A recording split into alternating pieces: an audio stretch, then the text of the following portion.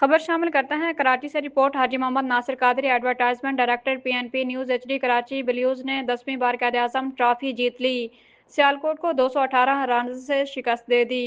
Karachi Blues ने पाकिस्तान के premier first class cricket tournament Quaid-e-Azam trophy का टाइटल 10वीं बार जीत लिया। कजाफी स्टेडियम में खेले गए फाइनल मैच में कराची ब्लूज ने दिफाई चैंपियन सियालकोट को 218 रन से शिकस्त दी। कराची ने सियालकोट को 533 रन का हदफ दिया, जिसके जवाब में सियालकोट की पूरी टीम 314 रन बनाकर आउट हो गई। आखिरी रोज सियालकोट ने 12 रन बगैर किसी नुकसान के इनिंग्स का आगाज किया, लेकिन पूरी टीम 314 रन पर ढेर हो गई। सियालकोट की जानिब से अफसर मंसूर 63, अब्दुल्ला शफीक 59 और हमजा नजर 56 रन के साथ नुमायां रहे, जबकि कराची के साबिक खान ने 5 विकेटें हासिल की। वाज़ेह रहे कि कराची ब्लूज ने यह टूर्नामेंट 10वीं मरतबा जीता, जबकि कराची ने मजमूई तौर पर 22वीं बार कायद-ए-आज़म ट्रॉफी अपने नाम की।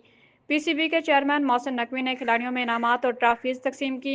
अब्दुल्ला फजल को player of the match, Saad Baig को बेहतरीन विकेट कीपर, बेहतरीन बैटर और प्लेयर ऑफ द टूर्नामेंट, जबकि मुल्तान के अली उस्मान को बॉलर ऑफ द टूर्नामेंट करार दिया गया।